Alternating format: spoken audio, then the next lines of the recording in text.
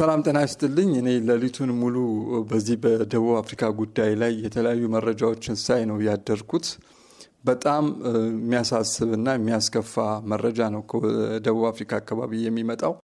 አንደኛ ለራሳቸው ሙድቀት የሚሆን ተግባራት ነው እየፈጸሙ ያሉት የደቡብ አፍሪካ ዜጎች ራሳቸው። ምክንያቱም ንብረት እያወደሙ ነው፣ ሰው እየገደሉ ነው። በዚህ በማስ እያደረጉት ያለው እንቅስቃሴ በዓለም አቀፍ ደረጃ መልሶ ነገ እነሱን ችግር ውስጥ የሚከታቸው ነው። እንግዲህ የደቡብ አፍሪካ ነጻ ስትወጣ መላው አፍሪካ እጁን ዘርግቶ ነው የተቀበላቸው ዜጎችን እነ ማንዴላን ማለት ነው። እና በዛ ጥረትና በዛ ትግል ነው ዛሬ ደቡብ አፍሪካ ነጻ ሀገር የሆነችው። አሁን እቺ ሀገር መልሳ ችግር ውስጥ ብትገባ ማን ነው የሚደርስላት? በዚህ አያያዟ ማለት ነው ማንም የሚደርስላት የለም። ከዛ ተመልሳ አፓርታይድ ውስጥ ነው የምትገባው። እንደዛ እንዳትሆን ምንም የሚከለክላት ነገር የለም። ምክንያቱም እነዚህ ዜጎች ሞራላቸው የተመታ ነው። የስራ ህዝቦች አይደሉም። በርካታ ችግሮች አሉባቸው። ከዛ በኋላ ከዚህ ችግር ለመውጣት የሚያደርጉት ነገር ምንድነው? ሀብት ንብረት በስደት ሄደው ሀብት ንብረት ያፈሩ ዜጎች ላይ ህዝቦች ላይ ነው አይናቸው ደም እየለበሰ ያለው። 100% ስህተት ናቸው የሚል እምነት የለኝም። ነገር ግን ነጥብ እየጣሉ ነው። አንዳንድ ቦታ ላይ የራሳቸው ዜጎች ራሱ ልክ አይደላችሁም እያሏቸው ነው። በጣም አስከፊ ነገር እየሰሩ ነው። በተለይ እነዚህ ወጣቶቹ በጣም እያፈሉ ነው ያሉትና የራሳቸው ዜጎች ራሱ በተለያየ ዓለም ያሉ ዜጎች ራሳቸው ልክ አይደላችሁም እያሏቸው ነው። እዛም ያሉ ባህላዊ መሪዎች ልክ አይደላችሁም እያሉ እውቅና እየነፈጓቸው ነው። ይሁን እንጂ ስደተኞችም የራሳቸው የሆነ ችግር አለ፣ ጥፋት አለ። ስደተኞች በተለይ ናይጄሪያዎቹ በጣም ችግር ፈጣሪ እንደሆኑ የተለያዩ መረጃዎች እየወጡ ነው። መሬት የገዙት እነሱ ናቸው፣ ባለሀብት እነሱ ናቸው። ከኢትዮጵያኖቹ ላይ በጣም ትልልቅ ጋንግስተሮች ሁሉ አሏቸው ነው የሚባለውና እነዚህ ስጋት ናቸው። እነዚህ በፈጠሩት ጦስ ነው ኢትዮጵያኖች፣ ኤርትራውያኖች ችግር እየተፈጠረባቸው ያለው። ወደ ኢትዮጵያንና ኤርትራን በምንመጣበት ሰዓት ደግሞ በጣም ትጉ ሰራተኞች ናቸው። ከራሳቸው አልፈው ሀገሪቷን ለውጠዋል።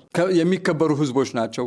ነገር ግን አይን የሚጣልባቸው ደግሞ ሆነዋል። በጣም ብዙ ከመሆናቸው የተነሳ ሀብት ንብረታቸው በአደባባይ የሚታይ ህዝቦች ናቸው። ደስታቸው፣ ሀዘናቸው፣ መከራቸው ሁሉ ፊት ለፊት የሚታይ ህዝቦች ናቸው። ስለዚህ ስጋት ሊጥሉ ይችላሉ በዚህ መልኩም ማለት ነው። በሌላ በኩል እንግዲህ ይሄ ሁሉ መከራ ሲደርስ፣ ይሄ ሁሉ ችግር ሲደርስ የኢትዮጵያ መንግስት ምን አይነት እርምጃ ወሰደ የሚል ጥያቄ የሚያነሱም አሉ። እዛ ያሉት አምባሳደር ደሊል ለኢትዮጵያ መንግስት ለአለቃቸው ምን አይነት ሪፖርት እያቀረቡ ነው? ጋናዎች በአጭር ጊዜ ውስጥ ለዜጎቻቸው ሲቆሙ የኢትዮጵያ መንግስት ግን ምን ነው ዝም አለ የሚል ጥያቄም እያነሱ ነው። ለዚህ አፋጣኝ ምላሽ መሰጠት አለበት የሚል እምነት አለኝ። ከዜጋ ጀምሮ እስከ መንግስት ድረስ ብዙ ስራዎች ይጠብቀናል።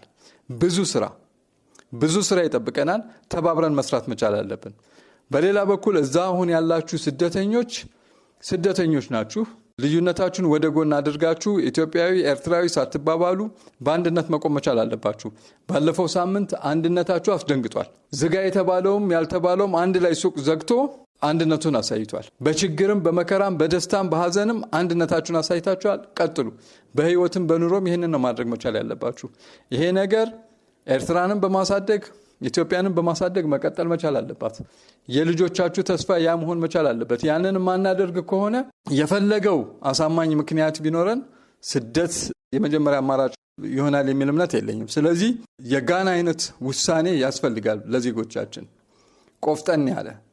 ከዛ ውጭ ግን ደቡብ አፍሪካዎች የሚወስዱት ውሳኔ መንግስትም ገብቶታል። ትክክል አይደላችሁም፣ ውጡና ስሩ፣ እንደነሱ ተለወጡ። ከዛ ውጪ ግን እንደነዚህ አይነት አመጽ ትክክል አይደለም ብሎ መንግስትም አቋም ይዟል። አንዳንድ ዜጎቻቸውም እንደዚህ አይነት አቋም ይዘዋል። በዓለም አቀፍ ደረጃም እየታየ ነው ነገሩ። ስለዚህ ወዮ ለደቡብ አፍሪካ ነው። አሁን የሚዘሩት ዘር ማብቀሉ አይቀርም። ስለዚህ እዛ ላላችሁት መጽናናት ይሁን፣ ሰላም ይሁንላችሁ።